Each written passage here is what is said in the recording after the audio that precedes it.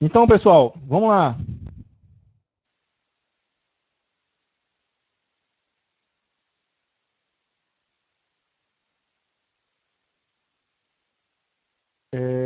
Débora, sobre a questão anterior, dois recursos solicitando, aliás, dois processos podem requisitar o mesmo recurso? Podem, certo? Podem requisitar. Essa que é a questão do deadlock. Se eu tivesse um sistema onde todos os recursos só acessassem seu próprio, todos os processos só acessassem os seus próprios recursos, não tivesse a possibilidade de compartilhar com outro, aí eu não tenho um deadlock. Tá bem? Eu só tenho um deadlock porque eu tenho um recurso que ele não tem preempção, ele não pode sofrer preempção, mas ele pode ser requisitado por mais de um processo.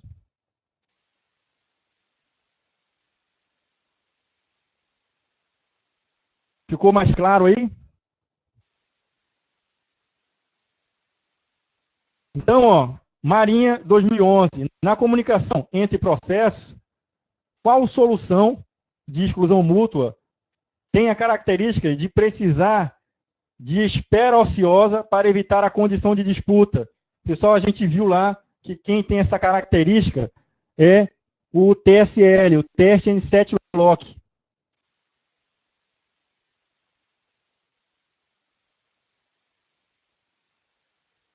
Passar para outra. Assinale a opção, certo? Que apresenta a condição necessária para que ocorra deadlock. Então, pessoal, lembra daquelas 4 condições: a exclusão mútua, manter e esperar um recurso, quando o recurso não tem preempção, certo? E quando eu tenho lá a minha espera circular, tá? Um dependendo do outro, que depende do outro, depende do outro, aí eu tenho a condição de deadlock. Então, ó, ele coloca lá quais são essas condições, tá? Qual que apresenta uma delas aí? Reversão de estado, nada a ver, né? Eliminação de processo, preempção, também não, né? Porque se meu sistema tem preempção, então, lógico que não vou ter deadlock. O cara sai fora depois, né? E o cara acessa lá aquele recurso. Spooling, tá? Esse é um recurso, tá?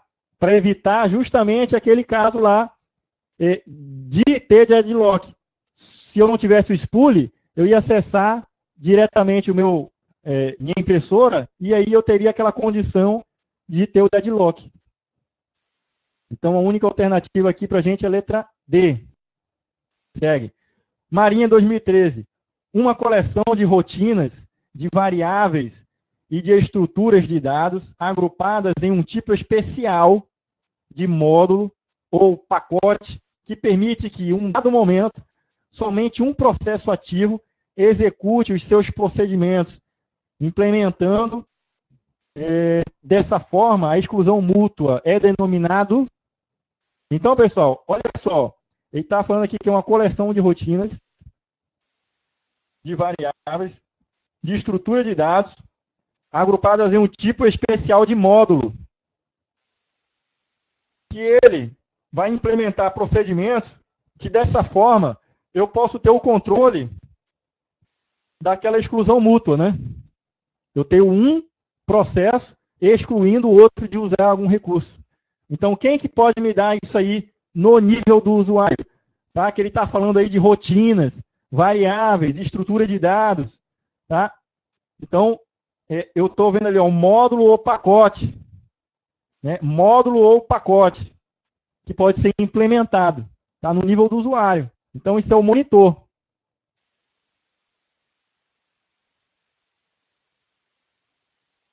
Olha aí, pessoal, essa questão aí, ó. Marinha 2013. As informações a seguir se referem a um estado de 2 processos, P1 e P2. No decorrer do tempo, T, para serem executados em uma única CPU. Ou seja, eu não tenho a possibilidade de ter multiprocessamento. Eu posso ter multiprogramação. Então, vamos ver lá, ó. Seguinte. Só lembrando vocês, tá, disso aqui, ó. Deixa eu colocar aqui para ficar bem mais fácil da gente ver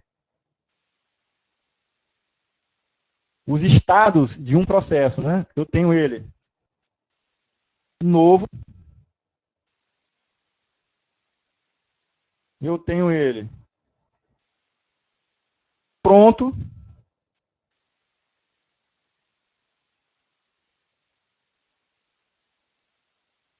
eu tenho ele em execução, tenho ele suspenso e tenho ele concluído.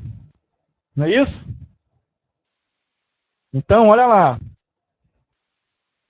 Eu vou ter o meus estados possíveis, né? Novo. O novo, ele foi admitido pelo sistema. Ele está naquela fila de longo prazo. Né? Aí eu posso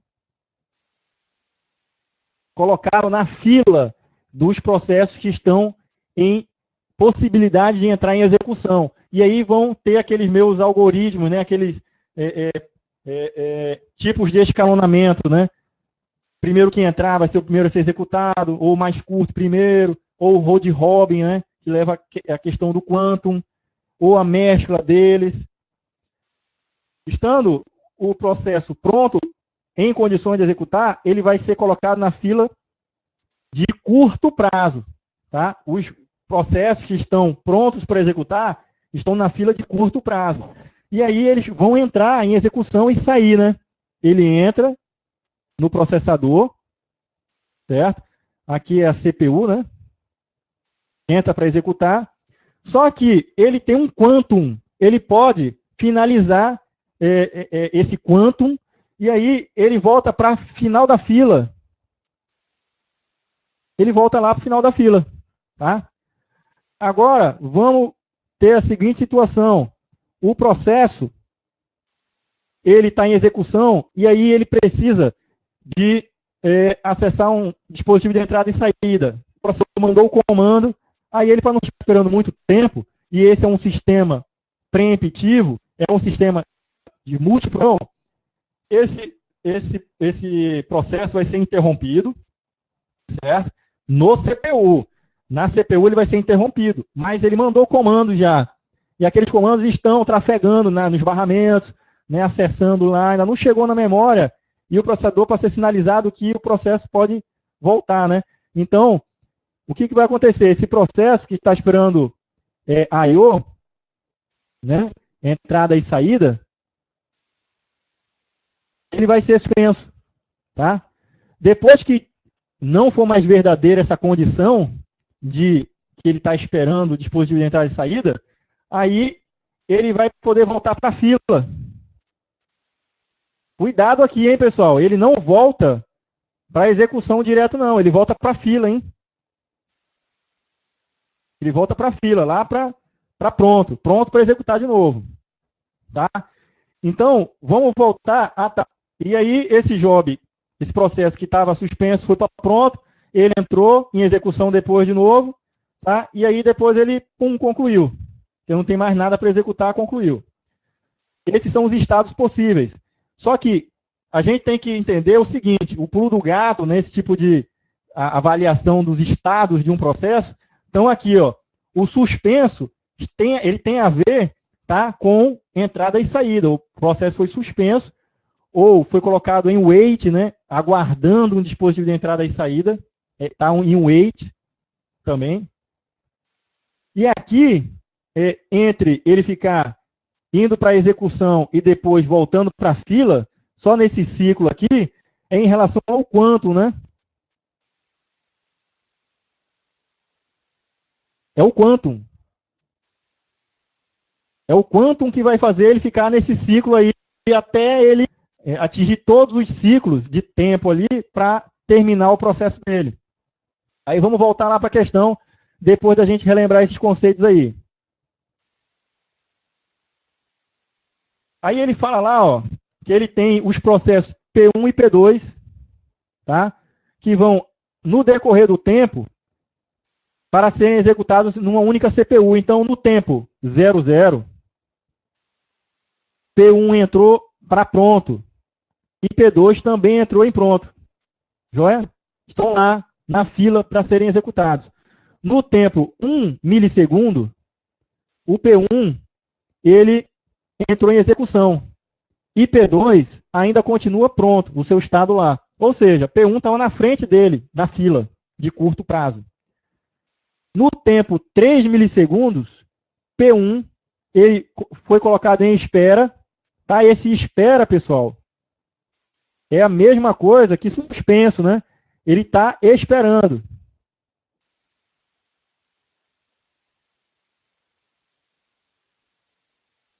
Essa minha canetinha. E olha que é nova, hein? É porque a minha tela aqui não está legal.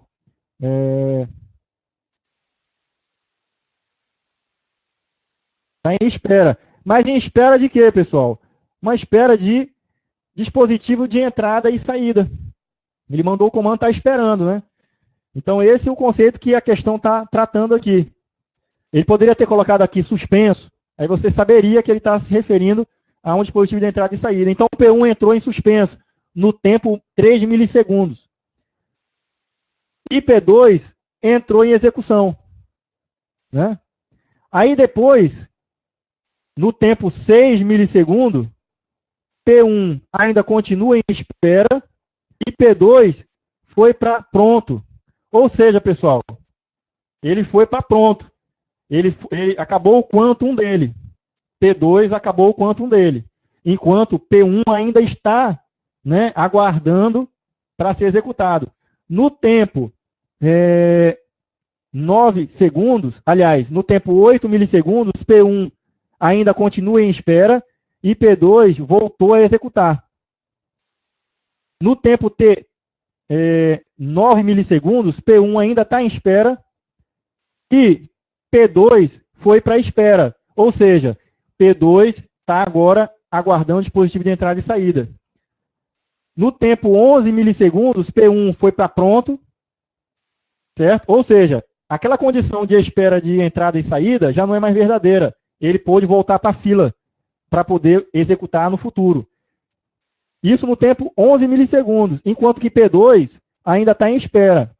Depois, em P13 segundos, né, em 13 milissegundos, P1 entrou em execução, porque ele estava em pronto, né?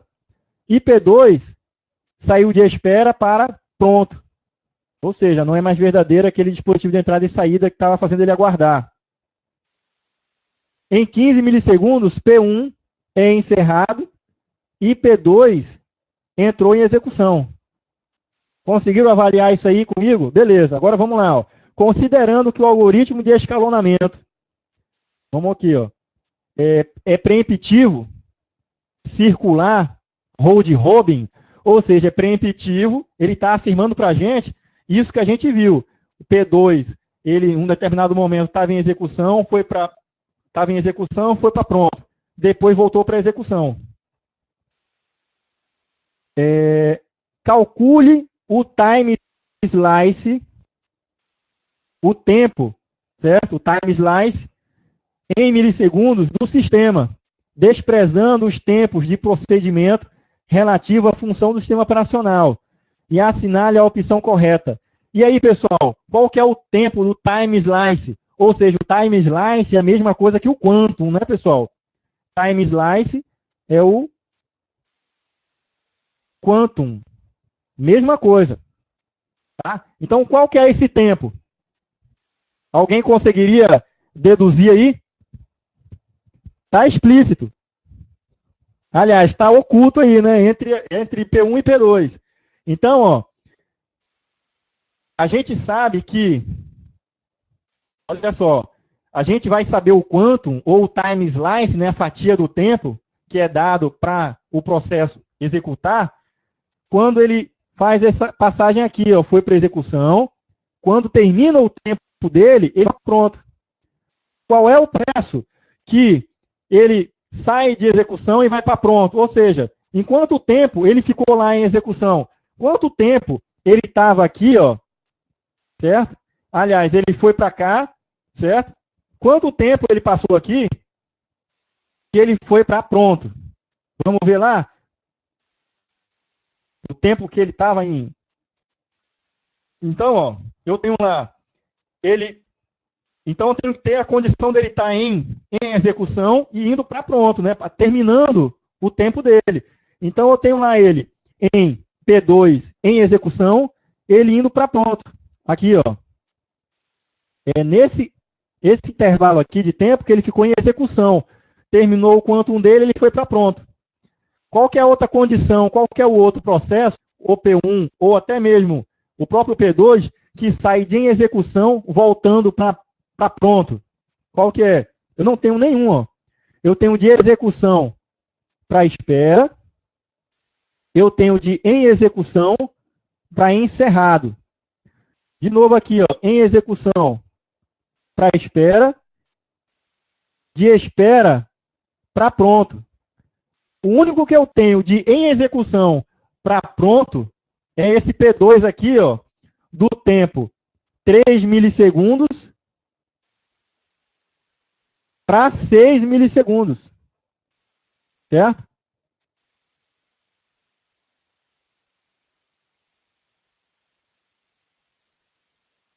Eu tenho aqui esses dois caras aqui, ó. Então, no tempo T3, o P1 estava em espera, enquanto o P2 iniciou a execução. Aí depois ele foi para pronto. Ou seja, acabou o quantum dele. Todas as outras condições, se vocês forem avaliar, vocês não vão ter de execução pronto. E eu só posso dizer que é de execução para pronto se acabou o quantum dele. Porque as outras condições de execução para finalizado não tem nada a ver com quantum, né? Ele pode finalizar num tempo mais curto do que o quantum. Eu tenho lá a execução para suspenso, eu posso suspender a execução com um tempo muito menor do que o tempo do quantum, certo? Porque foi a condição de espera lá do hardware, do componente, de entrada e saída, que fez com que ele fosse para suspenso. Não tem nada a ver com o quantum. O quantum é da execução para pronto, voltando para a fila. Então, só tenho essa aqui, ó, esse tempo de 3 milissegundos para 6 milissegundos. Então, obviamente, que do tempo 3 milissegundos a 6 milissegundos, eu tenho 3 milissegundos. A alternativa correta é essa C aqui. Beleza? Essa questão, pessoal, é linda ela é linda. Porque quem entende, começa a entender, né, os estágios, né, dos estados do nosso processo, aí tudo se enquadra, certo? Tudo fica bem direitinho. Lembrem só disso aqui, ó. O quantum, tá, é relacionado a esses dois caras aqui, ó. De pronto para execução, de execução para pronto, tá? O suspenso tem somente a ver com entrada e saída. Tá? Então, é isso aí. Sempre que tiver relacionado com cálculo do quantum, você pensa logo, execução para pronto. Por quê? Você só vai saber qual é o quantum de um processo se você souber qual foi o tempo que ele ficou lá no processador. Qual foi o tempo que ele ficou lá no processador e saiu? Mas ele saiu e foi para pronto, voltou para a fila. Então, está característico que essa ação dele sair de execução e ir para pronto é porque acabou o quantum dele. Tá? Em um sistema onde não existe preempição, não vai existir o processo saindo de execução para pronto.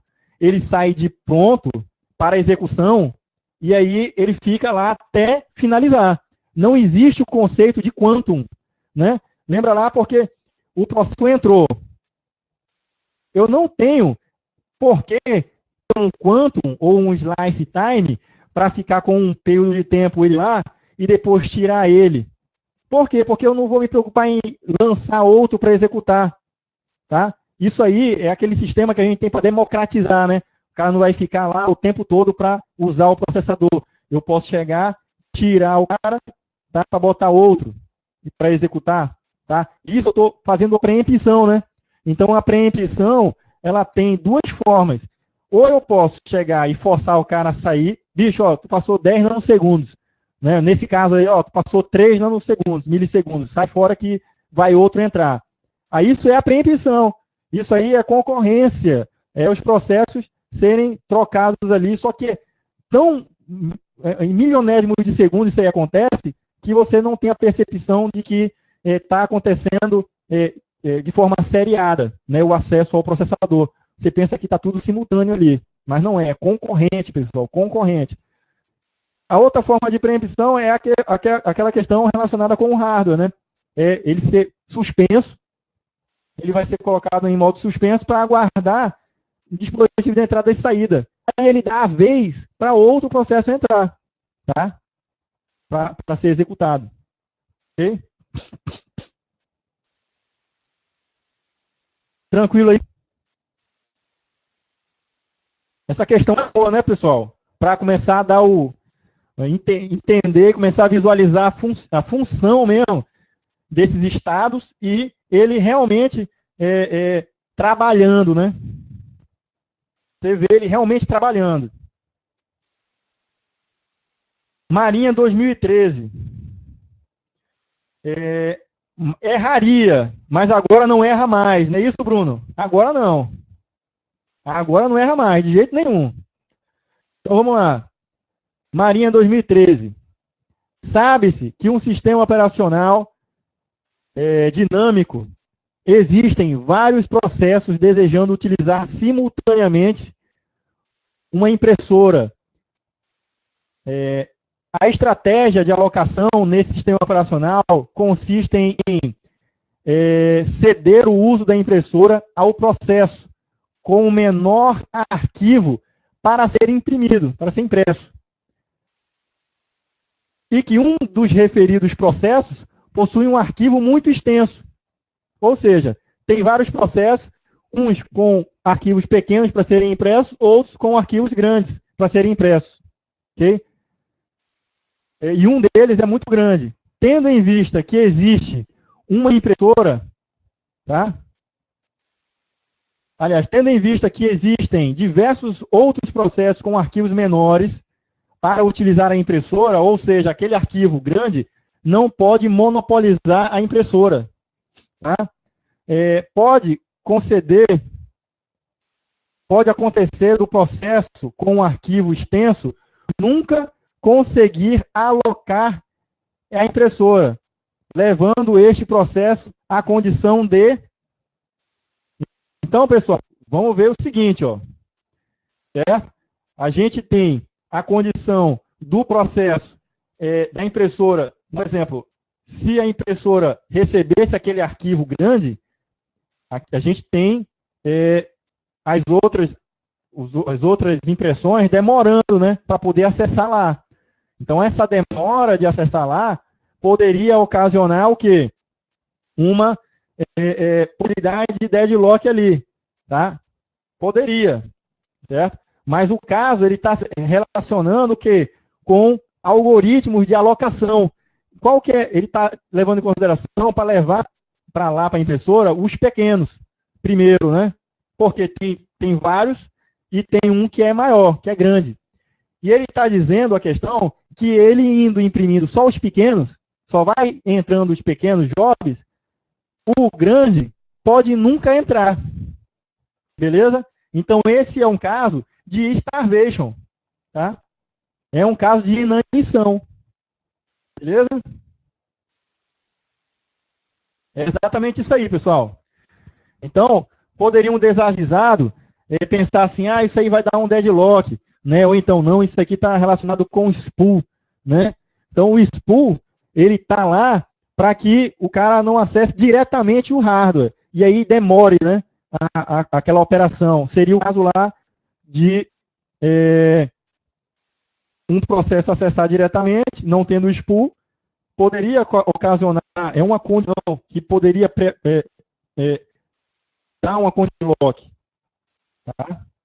A gente já viu lá que adicionando o spool, a gente quebra essa possibilidade, porque o hardware do dispositivo não vai acessar lá, vai acessar uma área e vai depositar ali, tá? O recurso que ele quer acessar, no caso a impressora. E em um outro momento, outro processo vai tratar de pegar aquele dado do spool de impressão e botar para a impressora. E aquele processo inicial que jogou lá no spool, ele não vai bloquear ninguém, ele joga lá e acabou, né? Joga o arquivo lá e acabou. Essa é a importância de ter um estudo de impressão, beleza? Questão 12. Pessoal, essa questão aqui, certo? É igual àquela questão que a gente viu, que a gente cria os processos, tá? Círculo, cria os recursos, e aí ele vai perguntando lá, no caso, ele vai dizendo lá, né? O processo P1 possui o recurso R1 e requisita o R2. E assim sucessivamente. Vai dizendo lá. Depois ele vai dando condições. Se acontecer isso, o que vai acontecer? Vai dar deadlock? Não vai? Eu vou deixar essa questão aí como desafio para vocês, tá? Como desafio. Aí, na seguinte, a gente vai e resolve ela. Tá beleza? É tranquilo. É só seguir aquela regra lá que eu ensinei, que aí vocês vão chegar e vão resolver ela sem problema nenhum. Beleza? Então, pessoal, é isso. Fiquem com Deus. Boa noite. E a gente se encontra amanhã, né? De manhã. Beleza, pessoal. Bom papiro aí. Tá? Quem vai permanecer na madrugada aí. Valeu.